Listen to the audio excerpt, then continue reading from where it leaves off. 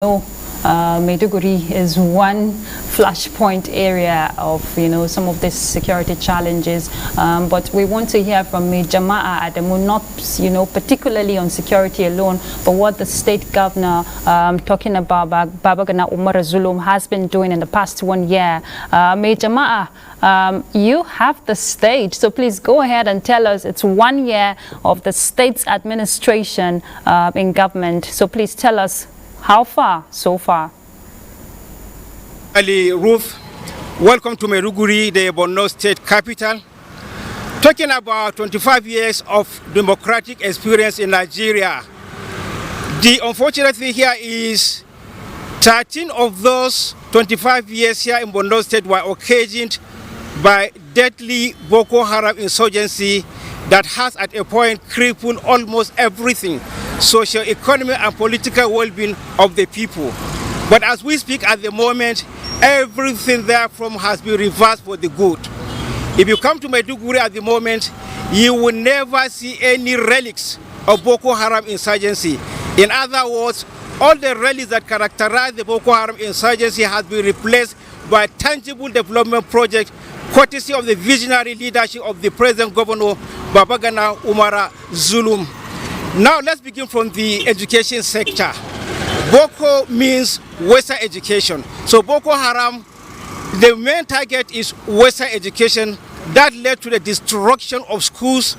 As at the last count, over 5,000 schools have been estimated to have been destroyed by the insurgents. But as we speak at the moment, there is no single school destroyed that has not been rebuilt. And not only rebuilt in a better way. The latest experience in Borno State here, especially in Maiduguri, the state capital, is mass defection of pupils and students from private to public schools. That shows you the extent to which the infrastructure and instructional materials in public schools have been transformed and repositioned by the present administration. You can remember just recently the Nigerian Union of Journalists passed their verdict describing Borno State Governor as the best education-friendly governor in terms of delivery. That is the situation. We have massive delivery of infrastructure and instructional materials across all schools, not just in the metropolis, but across the length and breadth of Borno State. The education sector, which has been the main target of Boko Haram, has been repositioned. Talking about other development projects like roads, wherever you go now, especially in Maiduguri, the state capital, you experience smooth ride on beautiful roads and flyovers. The experience has never been so smooth. That is the essence the governor has gone in order to deliver on this infrastructure. And still talking about transportation, I want to believe very strongly you guys in Abuja have never experienced a ride in CNG-powered buses or electric cars. This is a thing of the past here in Maiduguri. 3 months ago, Mr. President was here to commission the CNG buses and electric cars procured by the Borno State government. That tells you how the governor thinks ahead, beating even the federal government on its own initiative. When it comes to housing, a lot has been delivered. Many housing estates, especially across the local government areas in our Borno State. There are so many beautiful houses that have been delivered in many housing estates across the length and breadth of the state capital and the local government areas. That is the experience of democratic dividends here in Borno State. Talking about the well-being of the people, because of the insurgency factor, the purchasing power of many people have been crippled. Many were confined to the IDP camps. The governor, with the help of the federal government, has been reaching out massively to the people with palliatives, both food and non-food materials, and equally cash, to enable the people to regain their livelihood. And the governor is now saying that is not sustainable. The way out is to go into agriculture, especially with the potential of the state in terms of agricultural productivity.